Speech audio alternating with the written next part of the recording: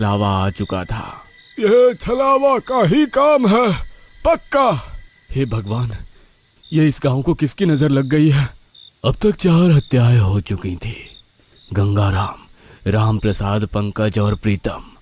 गांव वाले अब खुले में चलने से भी डरने लगे थे। कौन कब किसका रूप बदल ले और किसे मार डाले कोई नहीं जानता था।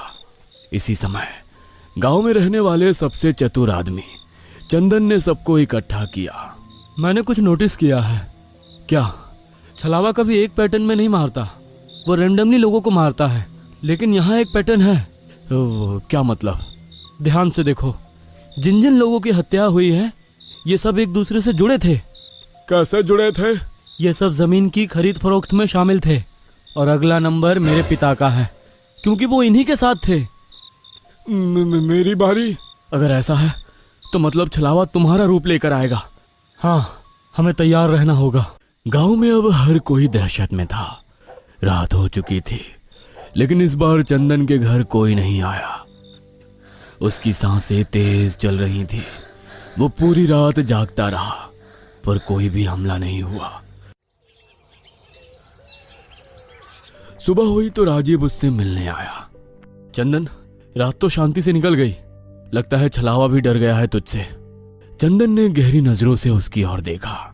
फिर अचानक बिना कुछ कहे उसने पास रखा चाकू उठाया और झटके से राजीव के पेट में घोंप दिया।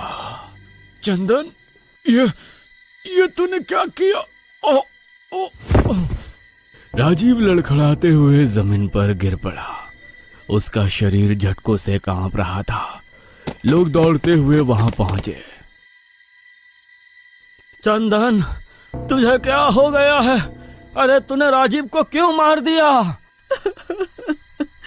हमने तो सोचा था कि तू इस छलावे से बच जाएगा, पर तू तो खुद ही हत्यारा बन गया।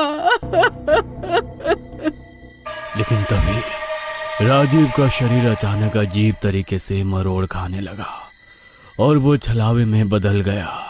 हे भगवान, ये क्या हो रहा है? तभी सबका ध्यान अचानक गांव की दूसरी तरफ गया। वहां असल राजीव खड़ा था। उसका चेहरा सफेद पड़ चुका था। वो भागने की कोशिश करता है,